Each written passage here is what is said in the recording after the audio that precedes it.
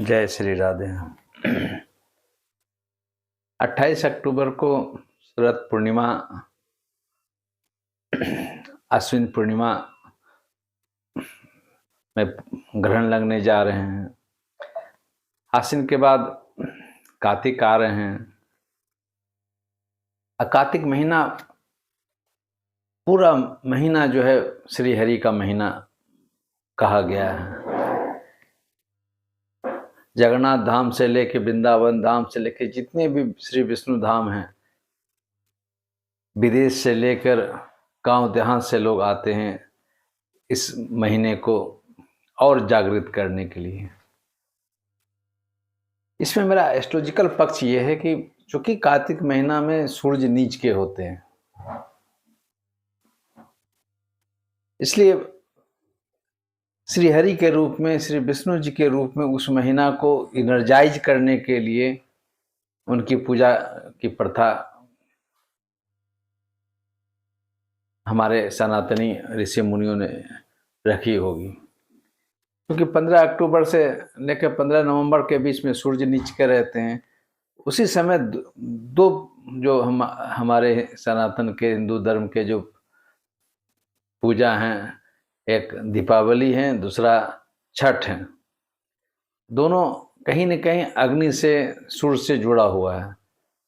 दीपावली में भी हम लोग प्रकाश प्रज्वलित करते हैं, अमावस्या में आर्टिफिशियल एनर्जी को डेवलप करते हैं। जिस प्रकार मकर संक्रांति में दही चूड़ा खाने की, खिलाने की प्रथा है कि सूर्य और शनि को मिला दिए ताकि कुछ प्राणियों पर कोई बड़ा कोई घटना दुर्घटना नहीं हो। उसी प्रकार ये कार्तिक महीना भगवान श्री हरि के शरण में जाने को लोग सलाह देते हैं, हमारे ऋषि मुनि सलाह देते हैं, ताकि सूर्य का प्रभाव कम से कम पड़ सके मानव जीवन पर, नीच सूरज का। इसलिए छठ मनाने की बात होती है, वो भी सूर्य देवता को अर्घ देते हैं।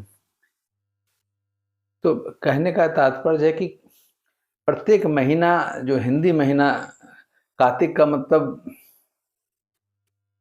कृत्तिका नक्षत्र से यह महीना आया है। 27 नक्षत्र हैं, 12 महीना है, तो उस ढंग से उसको कुछ कंप्रोमाइज करके उसको सेटिंग किया गया है कि कैसे पूरा महीना को एडजस्ट किया जा सके। तो कृत्तिका का स्वामी मंगल होते हैं। मंगल तो उग्रवादी वाला ग्रह है, बोल्ड वाला ग्रह है, मनोबल बढ़ाने वाला ग्रह है। तो उस हिसाब से भी श्री हरि का प्रवेश मानव जीवन के लिए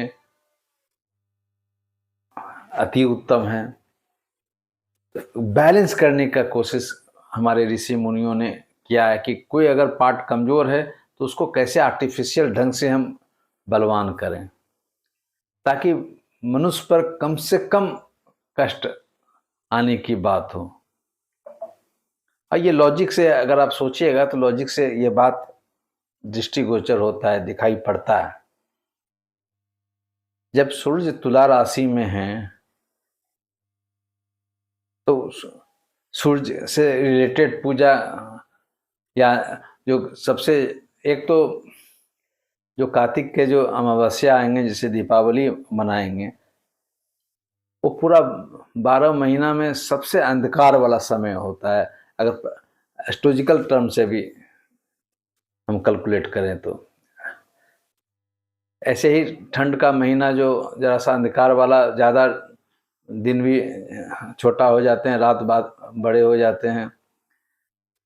पर हम और एक जो बात जोड़ना चाहते हैं कि पूरा महीना में, कार्तिक महीना में करीब करीब कुछ आगे पीछे होता है तो सूर्य नीच के होते हैं। यानी पृथ्वी पर सूर्य का जो एनर्जी फुल रे में आना चाहिए वो नहीं आ रहा है, और ये मात्र कार्तिक में आएगा, मिलेगा। तो उसको कैसे मनुष्य आर्टिफिशियल ढंग से बलवान करें, मानसिक रूप से हम एनर्जाइज करें। इसके लिए आदि समय में आदि पुरुष हमारे ऋषि मुनियों ने उसको इस ढंग से हमारे लिए, आपके लिए लिपिबद्ध करने का काम किए हैं। इसलिए सिर्फ पर्व मत मनाने की बात सोचिए, उसमें एस्ट्रोलॉजिकल पॉइंट छुपा हुआ है, उसमें कैसे हम प्रोटेक्टेड रहें ये छुपा हुआ है। इसलिए आश्विन के बाद जो कार्तिक महीना है उसमें आपको और ज़्यादा एनर्जाइज होने की ज़रूरत है। आश्विन में तो माता रानी दुर्गा माता का पूजा करते ही हैं, और ये जो कार्तिक माह में श्री हरि का पूजा करने की बात है, तो ये 2 महीना फाउंडेशन कोर्स जैसे कहा जाता है, तो हमारे सनातनी धर्म में ये 2 महीना फाउंडेशन महीना है। अगर हमारे आध्यात्मिक एनर्जी को हम बहुत ऊंचा बनाकर चलें, और जो लोग करते हैं, जो नज़दीक से देखते हैं, उसको एहसास होता है कि नहीं, ये स्टेप को, इस पद्धति को अगर फॉलो कर रहे हैं तो जीवन में जो ऊर्जा मिलने की बात होती है हम रिसीव कर रहे हैं, प्राप्त कर रहे हैं। कार्तिक महीना में स्पेशली भगवान सूर्य भगवान का, सूर्य ग्रह का जितना आप हृदय आदित्य सूत्रम से लेकर सूर्य का मंत्र, श्री गायत्री मंत्र, सबका पाठ करना चाहिए।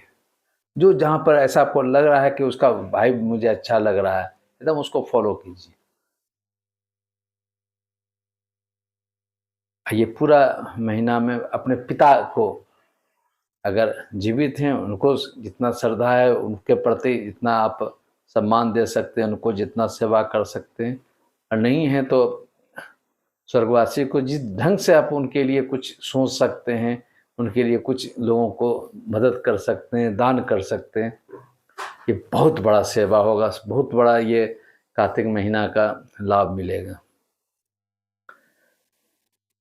कार्तिक महीना में और लोग जो भी दान करने के लिए बात बोले, मैं बताएंगे कि क्योंकि सूर्य मेरा पीड़ित है, कमज़ोर है, खासकर जब एक्चुअली में मेरा कुंडली में सूर्य पीड़ित है तो परेशान करेगा, या मेरा फिर सूर्य बहुत अच्छा है तो भी परेशान करेगा। ये दोनों बात ज़रा सा देखने को मिलेगा। स्पेशली 1 नवंबर से 14 नवंबर 15 नवंबर तक तो सूर्य भी कमज़ोर होंगे और शुक्र भी कमज़ोर होंगे, नीच राशि में होंगे। तो खासकर इस बीच में जिनके बच्चे लोग का जन्म होगा, मूत्र से संबंधित प्रॉब्लम चाइल्डहुड से भी देखा जा सकता है। तो ये ज़रा सा अगर कुछ आगे पीछे अगर नहीं हो, ईश्वर कृपा से मनाइए कि कुछ समय और कट जाए, अति उत्तम है। ये कार्तिक माह को श्री हरि के सेवा में भी दीजिए, उनका ध्यान कीजिए, क्योंकि ये 2 महीने को अगर आप स्ट्रॉन्ग कर लिए तो पूरा 10 महीना आप लाइफ को एंजॉय कीजिएगा। ये एस्ट्रोलॉजिकली भी थ्योरी है और पंचांग से भी है। आश्विन महीना माँ दुर्गा का पूजा है, और कार्तिक में आ जाइए, लक्ष्मी माता से लेकर छठ मैया सब हैं। और इसमें सबसे एक और बात बोलना चाहेंगे कि इस महीना में लोग बड़े बड़े बिजनेस करते हैं, पर मेरे समझ में इस महीना में जिनके ग्रह अच्छे हैं, सूर्य आदि अच्छे हैं, तब आगे बढ़िए। अदरवाइज इस महीना को आगे बढ़ाने का बात सोचिए, क्योंकि सूर्य कमज़ोर हैं अभी भी, फिर सूर्य कमज़ोर हैं, कोई बिजनेस करेंगे तो फिर वो बहुत प्रैक्टिकल नहीं होगा, बहुत पॉजिटिव नहीं होगा। जो जैसा एक्सपेरिमेंट करने वाले हैं कर सकते हैं, पर हम नहीं सलाह देंगे। प्रतिदिन गायत्री मंत्र जपिए।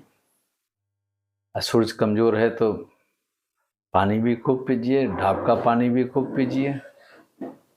सूरज कमज़ोर होने का मतलब किडनी वाला स्थान में, तुला राशि में है, तो उस स्थान को किसी भी कीमत पर हमको कमज़ोर नहीं होने देना है। खासकर स्पेशली जिनका वीक है उसके लिए, या जिसका बहुत स्ट्रीम है, दोनों को। स्ट्रीम जो है उसको इस ढंग से एहसास करवाता है कि उसका जरा सा भी बैटरी डाउन हुआ, नेचुरल ढंग से डाउन हुआ, तो हमारे सोच में हम जो स्पीड में जा रहे हैं फटाक से ऐसा लगेगा कि डाउन जा रहे हैं। अब कुछ प्रैक्टिकल कर सकते हैं, अनुभव कर सकते हैं। जय श्री राम।